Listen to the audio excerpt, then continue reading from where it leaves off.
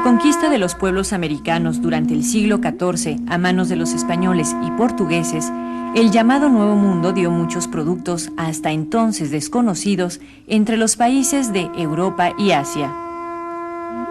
La producción y consumo del maíz y el cacao eran una tradición extendida en gran parte del territorio americano. Llegó con sorpresa hasta las cortes europeas, haciendo de estos productos verdaderos manjares para los cortesanos del antiguo continente.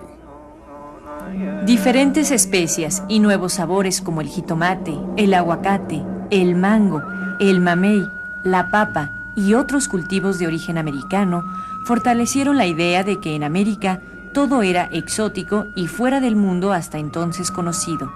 Sin embargo, había otro tipo de intereses que también harían atractivo al continente americano.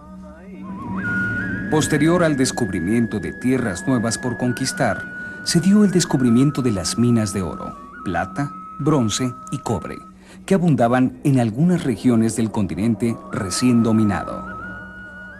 La minería jugó un papel fundamental para las nuevas relaciones de comercio entre España y Europa, ya que algunos puertos de la península ibérica, desde el siglo XVI y hasta el XVIII, funcionaron como paso obligado de la mercadería que provenía de otros pueblos europeos para ser embarcada hacia América, así como centro de llegada de los metales y productos que venían de las colonias españolas para ser distribuidas en el antiguo continente.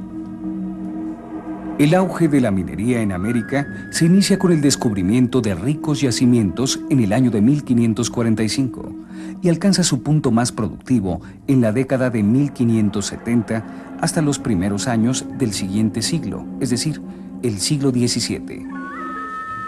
Las generosas minas de la Nueva España y Perú se encargaron de abastecer de metales preciosos al tesoro de la corona española, que veía rápidamente incrementadas sus arcas, hasta entonces alimentadas por el oro de los dominios españoles en las tierras alemanas de los Habsburgo y el norte de África. Así, durante más de 2 siglos, los tesoros de las tierras conquistadas, aunada al dominio comercial de España, formaron en Europa una imagen casi inagotable de la riqueza descubierta en tierras americanas. A partir del año de 1550, se comenzó a fabricar una moneda española cuyo material era la plata. Esta misma recibió el nombre de ducado. Posteriormente, a la plata de los ducados se agregó cierta cantidad de cobre, con lo que ahora la moneda adquiría un nuevo nombre, vellones. Estos últimos tenían menos valor que los ducados por su contenido de plata combinada. De esta forma se establecía el valor de la plata pura como superior hasta que hicieron su aparición los escudos. El escudo fue la moneda que puso en evidencia la riqueza del Imperio Español demostrada en una pieza de oro. Los escudos desplazaron a los ducados precisamente por su mayor valor en metal precioso. Las monedas españolas circularon por toda Europa y por primera vez se estableció un intercambio comercial a nivel mundial, ya que el precio de los escudos y vellones tenían el mismo valor para los franceses, para los italianos, para los alemanes y no solo en Europa, sino en América también. Pero la riqueza de los metales y monedas de esta nación solo ocultaban lo que había de fondo en el interior del reino europeo, una grave crisis económica por falta de manufacturas, que no le permitía el aprovechamiento de los metales americanos para producir artículos de intercambio comercial con otras naciones europeas. Bajo estas condiciones de falta de fabricación de manufacturas y productos de intercambio por parte de España, el metal proveniente de sus colonias sirvió para abaratar los productos que compraba por no producirlos, encareciendo aquellos que no adquiría. Este fenómeno de encarecimiento y abaratamiento propició una crisis económica en la península ibérica y la especulación de otras naciones sobre la corona española. A pesar de la crisis interna, de la falta de manufactura de productos y por lo tanto de la desventaja comercial de la corona ante otras naciones en el viejo continente, con la riqueza de las minas de las colonias en América, España tuvo la posibilidad de reconquistar territorios perdidos en las anteriores guerras contra los moros. Pero esto no fue suficiente para lograr que España despuntara como potencia económica en Europa.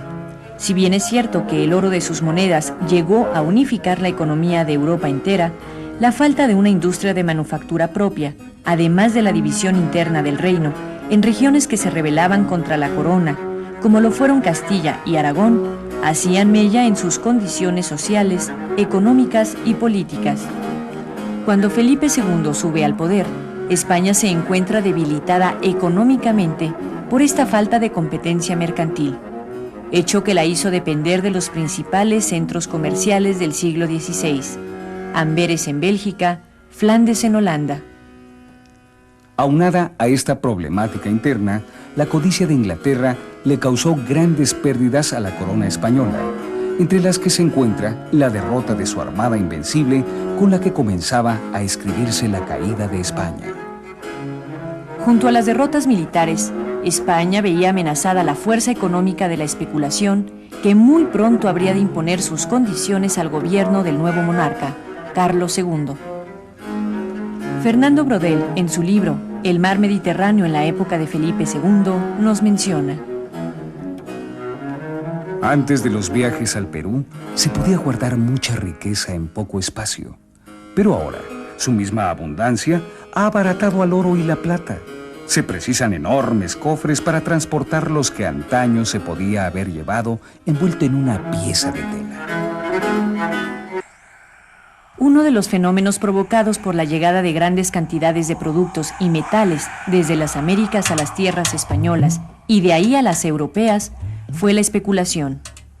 La abundancia de oro y plata entre los europeos provocó el encarecimiento de los productos, tanto americanos como europeos, ya que al parecer, desde antes de los viajes de Colón, el fenómeno de la especulación funcionaba entre los mercaderes europeos.